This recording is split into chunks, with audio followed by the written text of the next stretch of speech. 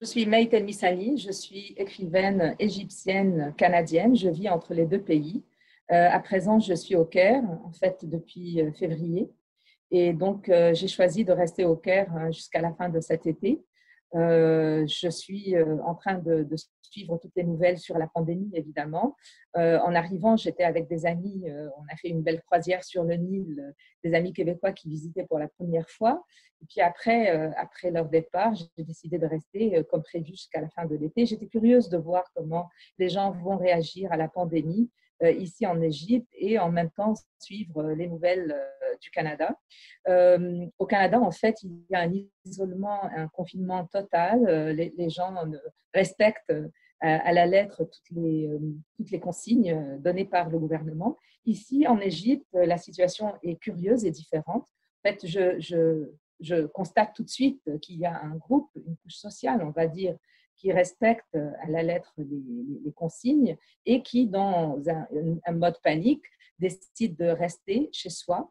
Mais je suis consciente aussi que les Égyptiens, la population égyptienne comporte à peu près 40% de gens et de familles qui sont en bas du seuil de la pauvreté et qui sont des chômeurs ou des travailleurs saisonniers.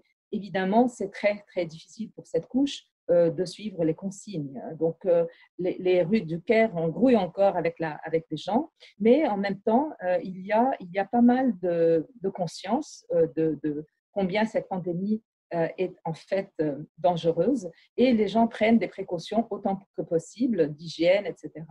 Et il y a aussi le sentiment que peut-être d'un certain fatalisme que sera, sera. Donc, ce sentiment-là est vraiment un sentiment très cher aux Égyptiens. On prend les précautions, mais en même temps, on essaie d'espérer pour un meilleur avenir. Je me penche très, très souvent sur des questions sociales, mais je me penche sur des questions sociales en ayant envie de parler à partir du point de vue d'une femme. J'ai écrit 3 romans qui ont été publiés chez Actes Sud, de Doniazade, Héliopolis et Acapella. Je vais peut-être me concentrer un peu plus sur Héliopolis parce que c'est là où on voit mon quartier natal, qui est un quartier cosmopolite. Héliopolis, qui a été construit par le baron Empain dans les années 1910-1920 et qui est demeuré un quartier cosmopolite, on va dire, jusqu'à la fin des années 60. Et je suis née à cette époque. Dans le roman, ce que j'essaie de faire, c'est de situer une famille constituée d'une enfant qui a 5 ans en 1970, l'année de la mort de Nasser, dans le contexte d'une société de femmes avec 2 tantes, une grand-mère et une maman, et de donc commencer en 1970 avec la mort de Nasser et terminer en 1981 avec l'assassinat de Sadat. Évidemment, c'est un changement radical à l'échelle idéologique et sociale puisqu'on passe du socialisme au marché ouvert et je voulais en parler mais sans directement me pencher sur le politique. Donc, ma façon de le faire, c'était de concentrer un peu plus sur la vie sociale de ces 4 femmes à partir du point de vue de la fille, Mickey, qui a 5 ans au début du roman et qui donc arrive à 16 ans à la fin du roman. Et dans ce contexte, essayer de donner donner un peu de corps à cette histoire-là, qui est celle de 4 femmes qui regardent le déclin de leur propre quartier et la disparition d'une culture, on va dire, cosmopolite. Dans Acapella, il y a un aspect politique qui m'intéresserait aussi de signaler, c'est le fait que le roman qui a été publié en 2012, malgré le fait qu'il soit un roman intimiste, c'est l'histoire d'une relation difficile entre 2 amies femmes, entourées de 4 hommes, mais étant donné qu'on venait de sortir de la première année de la Révolution en Égypte, j'ai cru essayer de défendre le point de vue d'une écrivaine laïque comme moi, qui témoigne de la montée en force des frères musulmans dès 2011. Donc, on va voir que à l'échelle sociale, les frères musulmans accèdent au pouvoir à travers les élections parlementaires en 2012, ensuite au pouvoir présidentiel en 2013. Et je crois que c'est l'arrière-fond qui a inspiré quelque part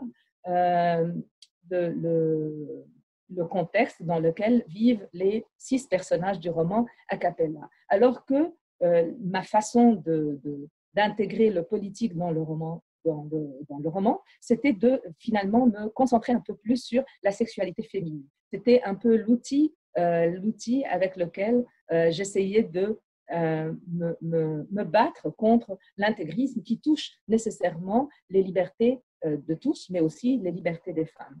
Donc, je suis toujours en train de parler de cette société-là, mais avec en tête le rapport entre le gros plan et le plan d'ensemble. C'est un rapport qui m'intéresse énormément dans le cinéma et j'enseigne le cinéma à l'Université d'Ottawa, donc c'est aussi une de mes passions. Mais alors le gros plan, c'est vraiment le détail et comment le détail prend sens lorsqu'on le replace dans un plan d'ensemble. Et le plan d'ensemble, ça a toujours été pour moi la société égyptienne.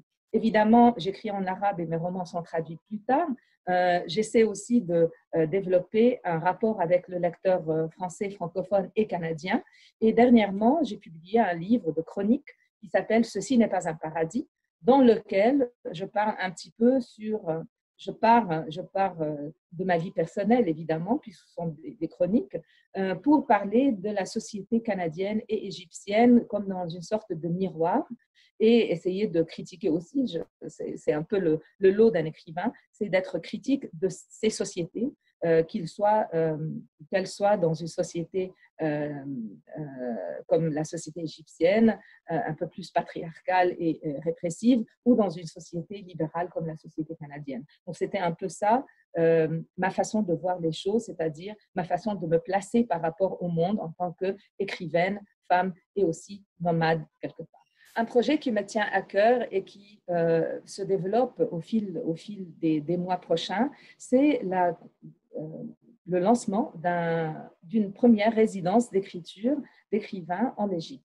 Cette pratique culturelle qui est un peu répandue un peu partout dans le monde, mais surtout en Europe et en Amérique du Nord, n'est pas connue en Égypte. Et là, pour la première fois, j'offre ma propre maison de campagne où il y a 3 chambres à coucher qui peuvent recevoir 3 écrivains à la fois, ou écrivaines, commence à prendre un peu plus forme. C'est une maison qui est située sur la route du désert entre Le Caire et Alexandrie.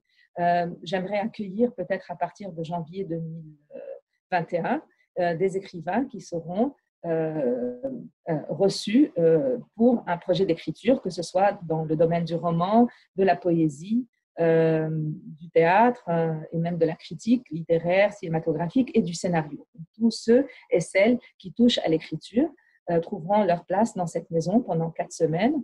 Et c'est une maison que j'appelle le Beit. Le Beit est un mot arabe pour dire maison, demeure.